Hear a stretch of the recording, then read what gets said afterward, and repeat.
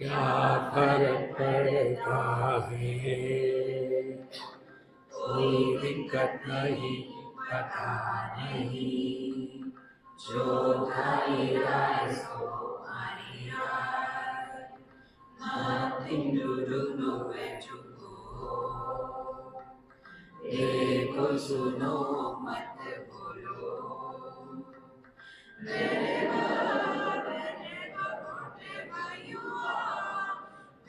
100% कर्नाटक, किसी को आओ मत कहो, किसी को जाओ मत कहो, ना कुछ बना ना कुछ होना, who asked you live at zero complete level, मौज में रहो, be happy.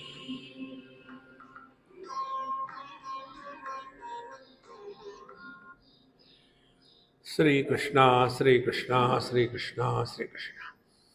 गुरुर्ब्रह्मा गुरुर्विष्णु गुरुर्देवो महेश्वरः, गुरु साक्षात् परं ब्रह्म तस्मै श्री गुरवे नमः, तस्मै श्री गुरवे नमः। एक बार हम ड्राइविंग लाइसेंस लेने के लिए आरटीओ के पास पहुंच गए और उन्होंने हमारी टेस्ट ले ली और फिर ड्राइविंग लाइसेंस दे दिया। तो हमने उनको पूछा, अब आपने हमको ड्राइविंग लाइसेंस दिया है? हाँ। अब हमारे सामने ट्रैफिक की समस्या नहीं होनी चाहिए। तो उन्होंने कहा, आप गलत जगह है, पागल खाने में जाओ। ड्राइविंग लाइसेंस आपको मिला है, रास्ते पर चलने वाले भैंस गधे को नहीं मिला, आपको मिला है। ये सुबह सुबह इनका क्यों बताया आपने? ये इसलिए बताया है कि एक तो होता है हम बड़े अच्छे हैं, हम किसी का बुरा नहीं करते, क्यों कर ही नहीं सकते, किसका बुरा करेंगे? देखो, तो ये जो ब्रांड के लोग होते हैं ना, गुडी गुडी ब्रांड, हम सुबह जल्दी उठ जाते, सोते नहीं लोगों के जैसे, हम भगवान का नाम लेते हैं, मंदिर में जाते हैं, हमारे घर में प्याज नहीं आता, फिर हम बाहर जाके खाते हैं। देखो, यह आध्यात्मिक जीवन नहीं है।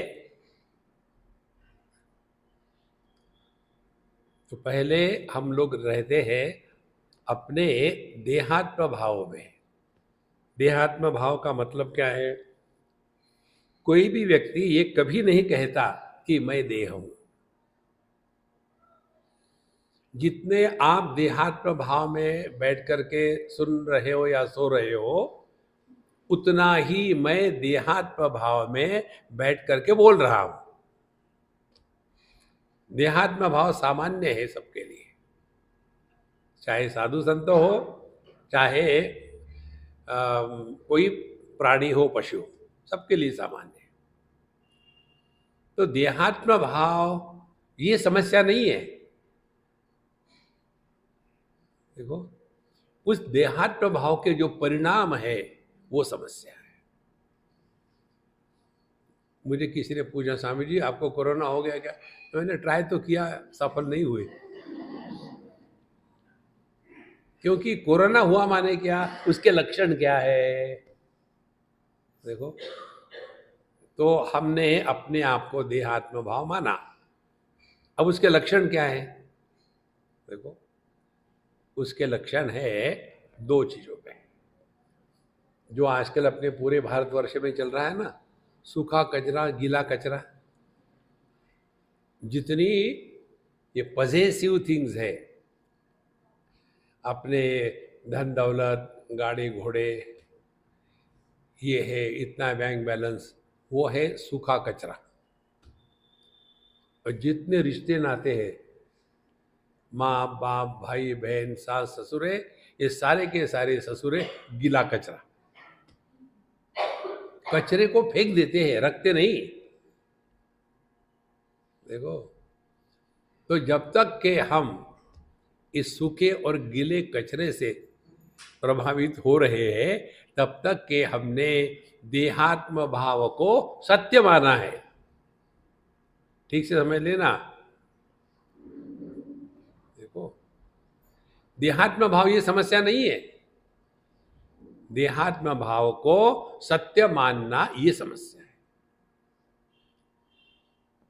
कितनी सिंपल बात है। लेकिन उधर हमारा ध्यान जाता ही नहीं। ध्यान इसलिए नहीं जाता क्योंकि हम ध्यान करते हैं। देखो, ये ध्यान करने का धंधा बंद करो। जितने भी ध्यान करने वाले उनको पूछो। इसीलिए इस चक्कर से अपने आप को बचाना है। तो पहला हमारा जीवन होता है देहात्म भाव से। और जब देहात्म भाव हो गया तो उसका आधार क्या है?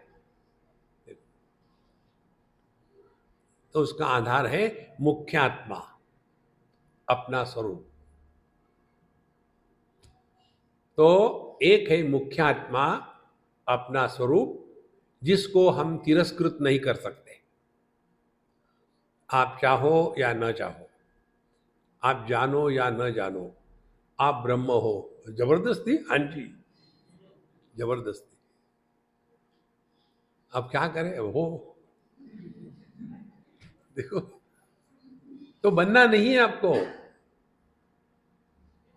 अच्छे बनो, सब बनावटी होते हैं। अच्छे जो होते हैं ना, वो बनावटी होते हैं क्योंकि बने हैं। कितनी सरल बात है। तो यह जो हमारा स्वरूप है, यह देहात्म भाव को धारण करने के बाद उसको कहते हैं मिथ्यात्मा। मिथ्यात्मा माने, मिथ्या किसको कहते हैं? तीन बातें हैं। एक सत, दूसरा असत, और तीसरा सत न होते हुए भी, असत न होते हुए भी सत प्रतीत होना, मिथ्या जिसको कहते हैं। तो जो सत है, ना सतो विद्यते भावः ना भावो विद्यते सतः। जो सत है उसका आप निराकरण नहीं कर सकते, जो असत है उसका भी निराकरण नहीं कर सकते। देखो, एक बच्चों के कैंप में हमारे लोनावाला में, बहुत पुरानी बात है, हम बच्चों को ये समझा रहे थे, तो उनको उदाहरण देना था। तो हमने उनको कहा, देखो, मेरे होठों के ऊपर में नाक है ना? बोले हाँ है। इसको कहते हैं सत, एग्जिस्टेंस, रियलिटी। वो है, कुछ किया नहीं। दूसरा, मेरे सर पर सिंग नहीं है। नहीं है ना? नहीं है। उसको कहते हैं असत। आज जो मैं बता रहा था, एक इसके जैसा बच्चा छोटा, ध्यान ही नहीं उसका। तो मैंने, तू क्यों नहीं ध्यान दे रहा? अब मेरे प्रश्न का उत्तर दो। यदि, क्या मेरे सर के ऊपर में सिंग है? बोले अभी तो नहीं है। पता नहीं, बाद में माने जो न होते हुए प्रतीत हो रहा हो, उसको कहते हैं मिथ्या। देखो, इसको हम इसलिए महत्व दे रहे हैं, इसको समझना है ठीक से। हम सभी लोग दर्पण के सामने खड़े रहते हैं, और एक पक्षी वो भी दर्पण के सामने खड़ा रहता है। तो दर्पण में प्रतिबिंबित होना ये हमारे लिए और पक्षी के लिए सामान्य है, विशेषता तो है नहीं कुछ। लेकिन जब हम अपने आप को दर्पण में देखते हैं तो हमारा क्या ज्ञान होता है? क्या दर्पण में जो है वो मैं हूं? नहीं। दर्पण को हटा दिया, अरे मैं कहां गया? नहीं। लेकिन वही यदि पक्षी होगा तो दर्पण में कोई है दूसरा, फिर उसके साथ झगड़ा करेगा, चोंच मारेगा, मुंह से खून निकलेगा, फिर भी नहीं जा रहा है, फिर वो पीछे जाएगा दर्पण के, अरे भाग गया लगता है, फिर सामने अरे आ गया, नहीं जा रहा, क्या करे। द्वितीयात् वही भयम भवती, जहां दूसरे की प्रतीति है वहां डर है, वहां काम क्रोध लोभ सब कुछ है, उसी में लगा रहेगा। और फिर उसने इस मिथ्या प्रत्यय को मिटाने के लिए साधना शुरू करी। कुरुते गंगा सागर गमनम व्रत परिपालनम अथवा दानम ज्ञान विहीन सर्वमतेन भजति न मुक्तिम जन्म शतेन भज गोविंदम भज गोविंदम। फिर उसने सोचा अब क्या करूं मैं, चलो मैं दान धर्म करता हूं। तो उस पक्षी ने इधर उधर से चुरा करके लाए और दान धर्म किया। दान धर्म करने वाले ऐसे ही होते हैं।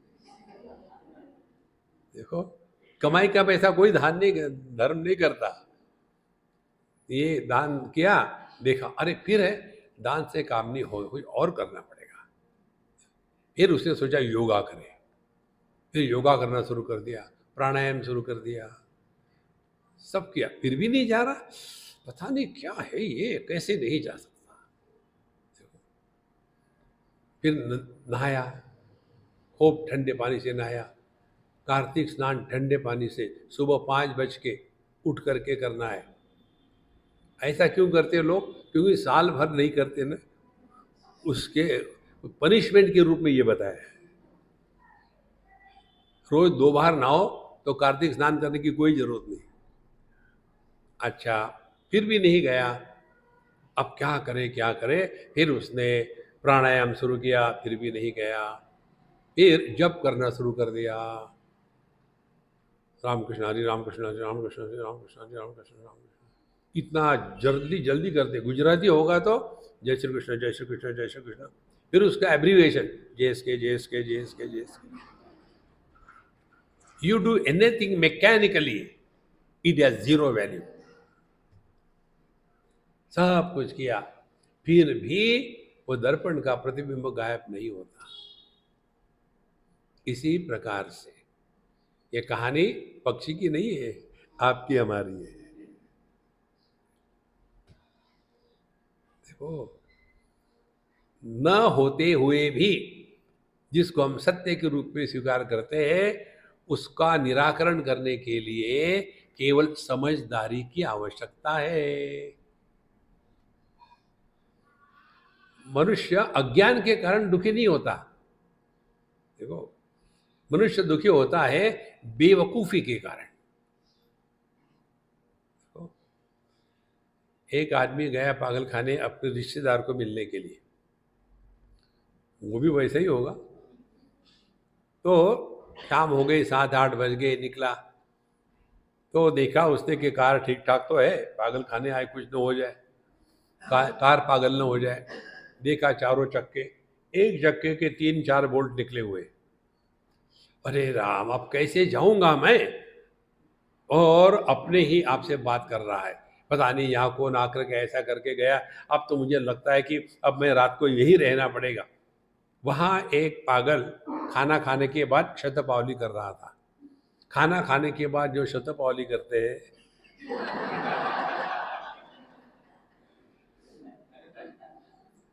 वो शतपावली कर रहा था। तो उसने पूछा, बाबूजी क्या हो गया, क्यों परेशान हो? देख ना यार, किसी ने यहाँ की 3 बोल्ट निकाल दिए, अब मैं कैसे जाऊंगा घर? यहाँ भी बदमाश लोग पहुंच गए।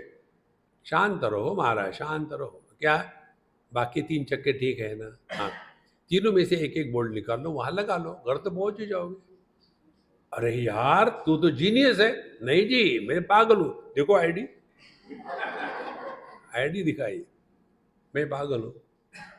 फिर तुमने ये कैसा समझा? क्योंकि मैं बेवकूफ नहीं हूं। पागल आदमी दुखी नहीं होते, बेवकूफ आदमी दुखी होते हैं। Next time you are miserable, remember this, don't remember me. दुखी होने को जस्टिफाई करना, ये मूर्खता की पराकाष्ठा है। ड्राइविंग लाइसेंस मिलने के बाद सामने आई हुई भैंसों के तरफ देख करके गुस्सा करना, ये यहां क्यों आ गई? भैंसों को पूछा, सो व्हाट, उनको कोई फर्क नहीं पड़ता। देखो, तो यह जो मिथ्यात्मा है, मैं देह हूं, इस भाव को सत्य प्रदान करना, यही से संसार का प्रारंभ होता है। जब खर्राटे मार के सोते हैं ना, उस समय हम कहाँ होते हैं? एक। दूसरा, हम कब होते हैं? काल। क्या होते हैं? व्यक्ति। देश काल व्यक्ति, इन तीनों के अभाव में संसार समाप्त हो जाता है। हम रहते हैं, हम समाप्त नहीं होते, और पूरा जीवन इसी में फंसा है। इसीलिए यदि हम अध्यात्म के मार्ग पर चल रहे हैं और दुनिया को सुधारने का प्रयत्न करेंगे, social service is not spiritual life. अपने बंबई में एक बहुत बड़े महात्मा हो गए, आपको को सबको पता है, गाडगे बाबा। एक खपरे सर पर रखते थे, लोगों को सिखाने के लिए उन्होंने झाड़ू हाथ में ले लिया था। जिंदगी भर सबको सिखाते थे। कुछ दिनों के बाद लोगों ने इस प्रकार से शुरू कर दिया, कहीं भी कार्यक्रम हो रहा हो, अरे गाडगे बाबा नहीं आए, कौन साफ करेगा? उन्होंने सीखा नहीं। देखो, आपको भगवान भी नहीं सिखा सकेगा यदि आप सीखने को तैयार नहीं है तो। हम भले कहे आउट ऑफ रिस्पेक्ट, कृष्णम वंदे जगत गुरु। काहे का जगत गुरु है कृष्ण? यदि जगत गुरु होता तो दुर्योधन, दुशासन, धृतराष्ट्र क्यों नहीं सिखा सका? देखो महाराज, सिखाने वाले से सीखने वाला श्रेष्ठ होता है, गुरु से शिष्य श्रेष्ठ होता है। गुरु का ये फ्रस्ट्रेशन रहता है, देखो इतना मैंने इनके लिए किया, क्या मिला? दक्षिणा और क्या? संतो ये स्पष्ट समझ लो। तो एक हो गया मुख्यात्मा, हमारा स्वरूप, उसको कुछ करने की जरूरत नहीं, हम है ही ऐसे। दूसरा है मिथ्यात्मा, हमने अपने आप को देह मान लिया। उसके पश्चात तीसरा आत्मा जन्म होता है, और तीसरा है गौणात्मा। गौण माने सेकेंडरी। हाँ, फिर ऐसे हिंदी में बोलो ना, सेकेंडरी समझ में आता है, गौण समझ में नहीं आएगा। तो ये गौणात्मा कौन है? माँ बाप, भाई बहन, सास ससुर, ये सब गौणात्मा है। ये उदाहरण हमने 1000 बार दिया है, एक आध बार तो क्लिक हो जाए। एक ही स्त्री अपने पिता को लेकर के कन्या, पति को लेकर के पत्नी, और पुत्र को लेकर के माँ, के एक 3 बनी है तो एक ही। दुखी होने वाले कौन है? ये 3। दिखाओ कहाँ ये 3? बृहदारण्यक उपनिषद कहती है, तत्र माता अमाता भवति, तत्र पिता अपिता भवति। सुषुप्ति में हम पिता पुत्र माँ बाप कुछ नहीं होते, इसलिए मौज में होते हैं। देखो कहाँ फंसे हैं, कहाँ फंसे हैं। और फिर हमारी साधना शुरू होती है, ये करने से ये मिलेगा, वो करने से वो मिलेगा, पुत्रार्थी लभेत पुत्र, धनार्थी लभेत धन, मोक्षार्थी लभेत मोक्ष। बनियागिरी चल रही है। देखो,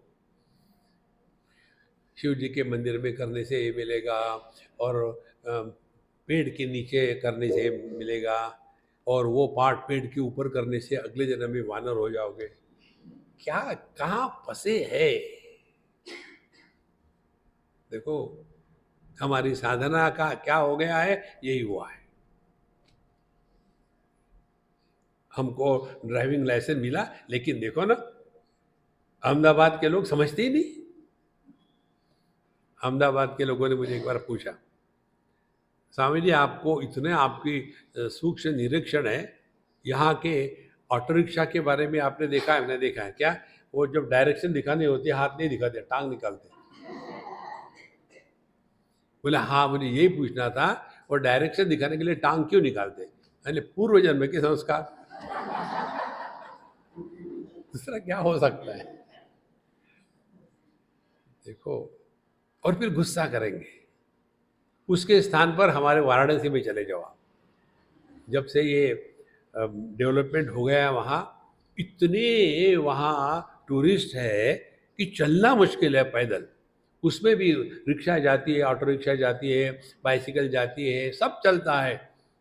कोई किसी से झगड़ा नहीं करता, शांति। कारण क्या है? सबके मुंह में पान है। आप मुझे बताओ, पान का मजा छोड़कर के झगड़ा कौन करेगा? इसीलिए हमारी पूजा में जब तक कि तांबूलम 100 रुपया भी नहीं होता, तब तक की पूजा पूरी नहीं होती। देखो, ताकि पूजा के बाद भगत लोग झगड़ा ना करें। मुंह बंद करने का तरीका है पान खाओ। इसलिए यदि हमको ड्राइविंग लाइसेंस मिला है तो हमारे सामने आने वाले जो ट्रैफिक है उसमें परिवर्तन नहीं होगा, एबिलिटी हमारी डेवलप हो जाएगी। यदि ये बात समझ में आई तो इस जगत से अपने आप को निपटना है तो पहली साधना क्या होगी? देहात्म भाव की निवृत्ति का अभ्यास। देखो, इसके लिए कोई कॉम्प्रोमाइज नहीं। ये दुनिया ऐसी ही चलती रहे, ऐसी ही चलेगी। पुनरपि जननम पुनरपि मरणम, ये चलता ही रहेगा। उसमें क्या रोना धोना है? देखो, सुख दुख आता ही रहेगा। सुख दुखे समय कृत्वा लाभा लाभो जया जयो ततो युद्धायुजुजस्व नैवं पापम अवाप्स्यसि। ये चलता ही रहेगा। लेकिन कई ये जो उपासना करने वाले, उनकी परेशानी, स्वामी जी हमने भगवान का इतना किया, क्या मिला? किसको? भगवान को क्या मिला? क्या मिलना चाहिए? देखो संतो, ये उपासना का तात्पर्य ठीक से समझ लें। भगवान का नाम लेने की आवश्यकता भगवान को नहीं। वो परेशान है, मुझे उन्होंने बताया। देखो, सबसे ज्यादा परेशान कौन भगवान है मालूम है आपको? भगवान राम सबसे ज्यादा परेशान। भगवान कृष्ण बिल्कुल परेशान नहीं है। क्यों?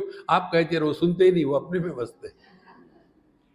देखो, जैसे आप मुझे सुनते हो वैसे हमको भगवान कृष्ण सुनते हैं। तो उसे बोलते रहो, हम नहीं सुनेंगे। भगवान राम बेचारे सीधे साधे हैं, 24 घंटे राम राम राम राम राम राम राम। भगवान कहते क्या चाहिए? लेकिन सुन कहाँ रहे भगवान की आवाज, अपने भी मस्त है, राम राम राम। अरे क्या चाहिए? राम राम राम राम। सर खा रहा है। हनुमान जी छू। देखो महाराज, भगवान को परेशान मत करना। तो ये उपासना का तात्पर्य क्या है? उपासना का तात्पर्य हमारा अपने मन पर इस प्रकार का नियंत्रण हो कि हमारा मन हमारे लिए समस्या न रहे। देखो, ऐकाग्र्यार्थम उपासनम मोक्षार्थम ब्रह्म विज्ञानम इति वेदांत ने। लेकिन हमारी जो उपासना है इन्वेस्टमेंट है। इतना भगवान का नाम लिया, कुछ नहीं होता, मत करो। भगवान को नुकसान थोड़ी है उसमें। तो धर्मशास्त्र देहात्म भाव को पक्का मान करके, उसके बाद यहाँ के सुख दुखों को हटाने के लिए उपासना शास्त्र, और पूरा जीवन इसी को हम अध्यात्म समझते हैं। यह अध्यात्म नहीं है। आप शॉपिंग करने के लिए गए, गेहूँ आटा चावल सब्जी सब्जी ले आए, उसके बाद पेट भर जाएगा आपका? वो सब आवश्यक है। घर आने के बाद फिर उसको साफ करो, धो, ठीक से काटो, उसके बाद चूल्हे पे चढ़ाओ, और जब आखिर में उसको आग लगाओ, पक जाएगा, तो पका हुआ खाना खाने से क्षुधा शांति होती है। पहली सब बातें आवश्यक थी, लेकिन क्षुधा शांति पका खाना खाने से ही होती है। एक लड़की सिंगापुर में थी, आजकल आ गई इंडिया में, तो हम उसको जानते थे छोटी सी तब से। तो उसको पता चला मैं हूँ वहाँ, जबरदस्ती से अपने यहाँ ले गए। मैंने मुझे मत ले जा, मैं जहाँ हूँ वहाँ सुखी हूँ, नहीं 1-2 दिन हमारे साथ आना ही पड़ेगा। अब हम गए उसके बाद, तो उसने माँ को फोन किया, मम्मी स्वामी जी आए, मुझे क्या बनाना है बताओ। मैंने उपमा बना दे। देखो, उपमा माने थोक का काम होता है, उसमें कोई बुद्धि नहीं लगती। तो उपमा बना दो, ठीक है। फिर यहाँ फ़ोन रखा है, हाँ क्या करूँ, आप कढ़ाई में तेल डालो, डाल दिया, उसमें ये अम, अ, राई या जीरा या जो डाल दो, डाल दिया, हाँ डाल दिया। अब उसमें वो रवा डाल दिया, आप उसको मिक्स करो, डाल दिया। पानी डाला क्या, नहीं डाला, अच्छा पानी डाल दो, पानी डाल दिया, ढक दो, 15 मिनट के बाद देखना। देखा है, फिर मम्मी कुछ नहीं हुआ, तुमने आग लगाई थी क्या, तुम बताया कहा था। देखो, पहली सब बातें आवश्यक है, धर्मशास्त्र आवश्यक है जगत में जीवन जीने के लिए। देखो, ऐसा जिए कि हम अन्य के लिए समस्या ना हो और हम अन्य को समस्या के रूप में स्वीकार ना करें। यस्मान्नोद्विजते लोकाः लोकान्नोद्विजते च यः। देखो, ये है धर्मशास्त्र।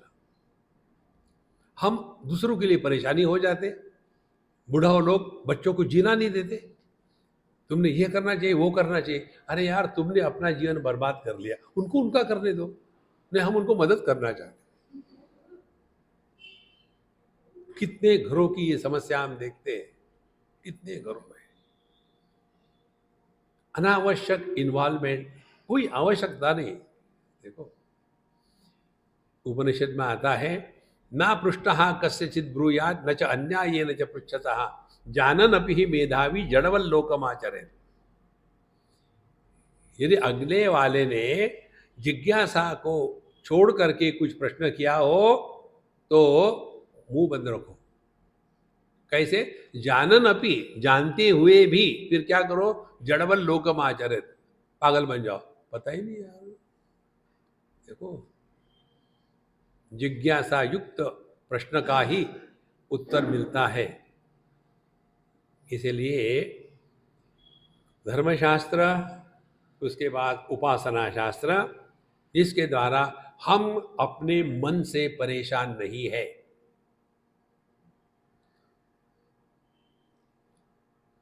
मनुष्य जितना अपने स्वयं के कारण परेशान और दुखी होता है, उतना अन्य किसी के कारण परेशान और दुखी नहीं होता। देखो, सुबह सुबह गुप्ता जी पहुंच गए वर्मा जी के पास। अरे वर्मे, क्या कर रहा है। अरे गुप्ता, तू सुबह सुबह कैसे आ गया। नहीं यार, मैं बहुत बोर हो रहा था। क्यों बोर हो, कौन आया था वहाँ, कोई नहीं, मैं अकेला था इसलिए बोर हो रहा था। अब कल्पना करो, जो आदमी अकेला होकर के बोर होता है वो कितना सॉलिड बोर होगा। उसकी समस्या कैसी है मालूम है।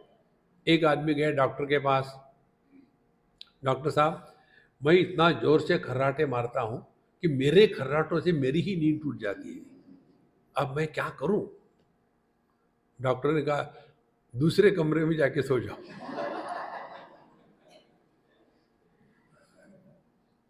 जो मनुष्य अपने आप से परेशान है उसको कौन मदद कर सकता है। मैं समझो किसी के कारण परेशान हूं तो मैं चले जाऊंगा, इसीलिए मैं टिकता नहीं। निकल जाओ, जरूरत नहीं। लेकिन हम अपने ही कारण परेशान है तो जाऊं तो जाऊं कहाँ, wherever you go there you are. देखो, आत्मैव आत्मनो बंधु आत्मैव रिपुरात्मनः। तो उपासना का तात्पर्य क्या है, हम अकेले में है, लेकिन अकेलापन महसूस नहीं हो रहा है। हम अकेले में हैं लेकिन बोर नहीं हो रहे हैं। हम अकेले में हैं लेकिन कोई आलंबन नहीं चाहिए। सबसे महत्व की बात, हम अकेले में है लेकिन मन में एक बार भी ये भाव नहीं आना चाहिए यार लाइफ वेस्ट हो रही है। देखो, अपना महामंत्र क्या है? ना कुछ पाना ना कुछ खोना। देखो, कल मुझे वहाँ इंदौर में प्रश्न पूछा एक ने, स्वामी जी ये गिल्ट क्या होती है? मैंने गिल्ट ये होती है कि जब हम अपने ज्ञान का अपमान करते हैं तब जो भाव हृदय में प्रकट होता है उसको गिल्ट कहते हैं या ग्लानि कहते हैं। ज्ञान क्या है? Early to bed and early to rise is the way to be healthy wealthy and wise. और क्रिया क्या है? Late to bed and late to rise is the way to be unhealthy and otherwise.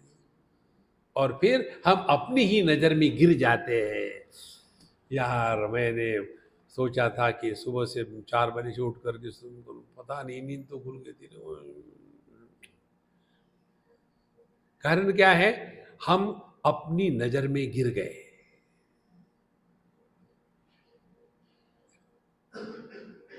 इसको कहते हैं ग्लानि।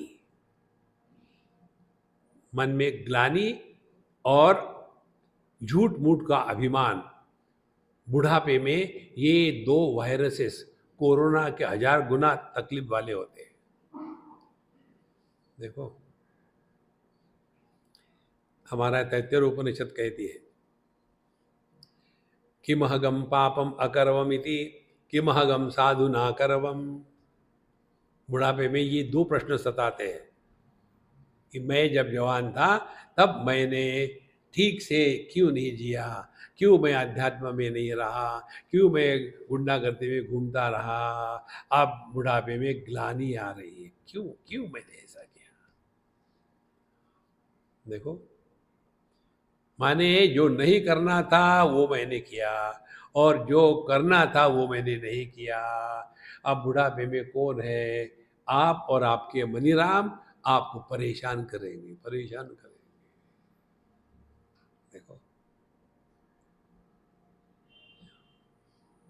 तो अध्यात्म फिर किसको कहेंगे?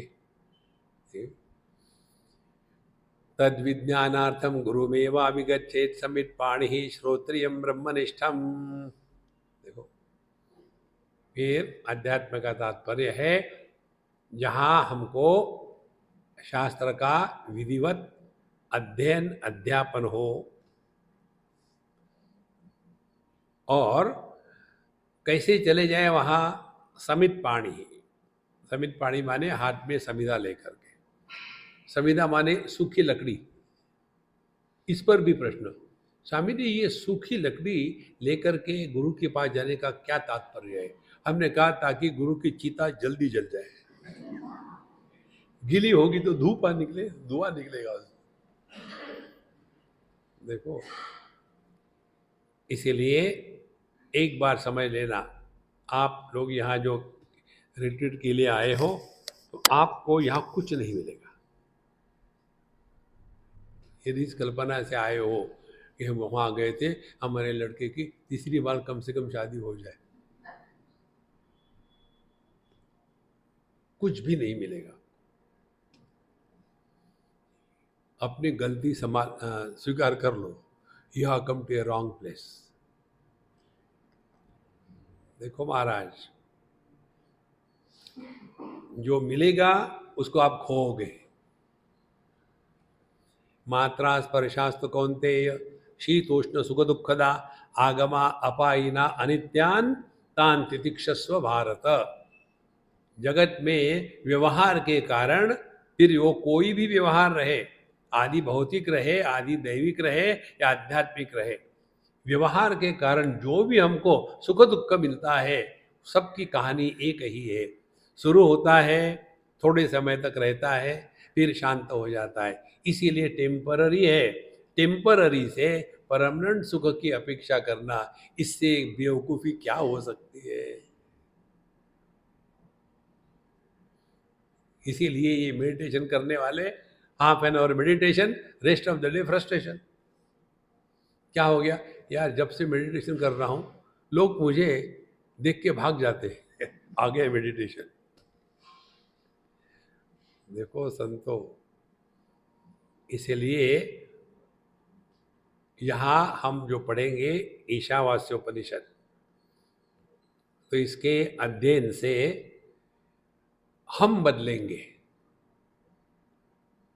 बाकी के लोग नहीं बदलेंगे। देखो हम वहां से रिट्रीट करके आए, लेकिन घर के हमारे कोई समझते ही नहीं। देखो तुम तो समझते हो ना, समझ बड़न को होनी चाहिए, छोटन को नहीं। छोटे तो गलती करने के लिए ही होते हैं, क्योंकि वो गलती से ही पैदा होते हैं।